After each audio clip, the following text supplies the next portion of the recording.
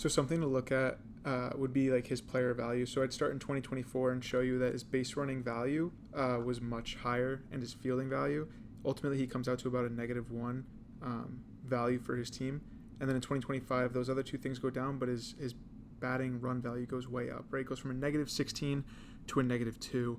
Now, he does lose some base running and fielding value, and I think that's over the long course of the season, he's able to kind of improve those things. You'll see his range definitely goes down this year, and I'm not sure what that's a product of, but his sprint speed is relatively the same. It's a little bit slower, but not enough where I would think that there would be an actual change from that.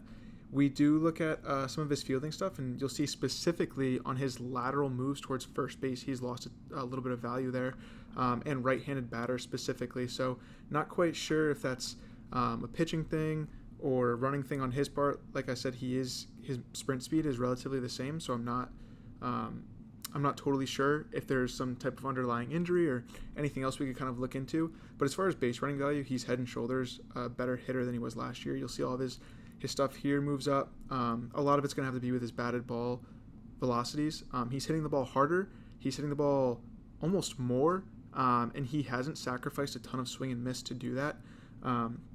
You'll see his,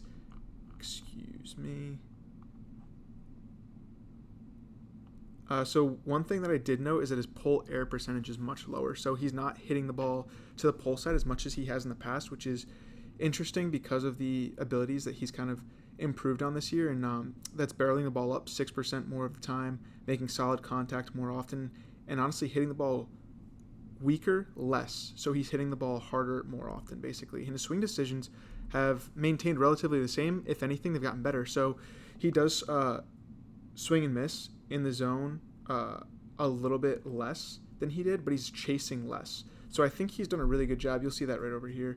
I think he's done a really good job at kind of balancing the additions of bat speed. I think maybe he just doesn't add as much value as we'd probably like, but also to keep in mind that he's 24 years old. So you'll see on the left, this is 2025, his batted balls, and then 2024, his batted balls.